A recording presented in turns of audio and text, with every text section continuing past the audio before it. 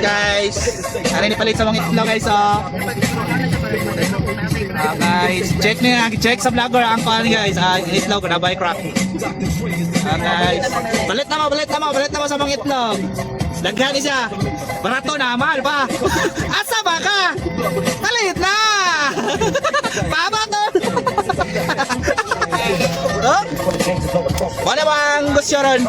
Ay, nawadaan mo kong trabaho. So, tamagan ako kung vlogger nga magulang. Bawa na may mga trabaho. Basta hindi may mga barato, may sa itlog. Arrange siya sa itlog, guys.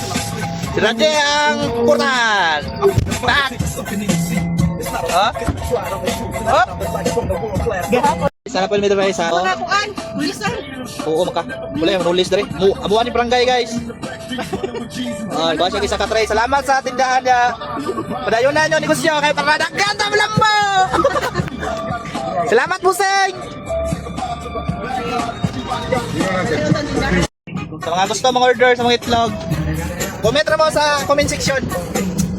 Comment na mo sa comment section. Oo sama. Okay. So, musibat na ang hita na mo may tindahan nga sulungon.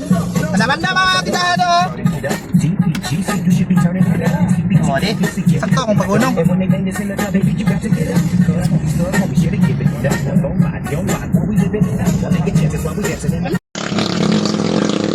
Nalaban yung palit o, mantika. Mantika na ito. Negosyante. Di mabuhay ko kay kulitor kay mamaliog kambyo.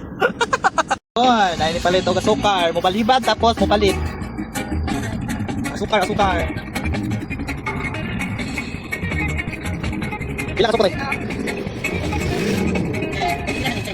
Pila na? 140. So, yun guys. Mutuyok ta kay dagan ubay-ubay daw paliton diri nga tindahan. Mutuyok. Di nga tindahan dagan ubay-ubay ang paliton.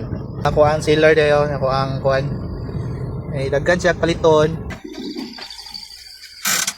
Okay.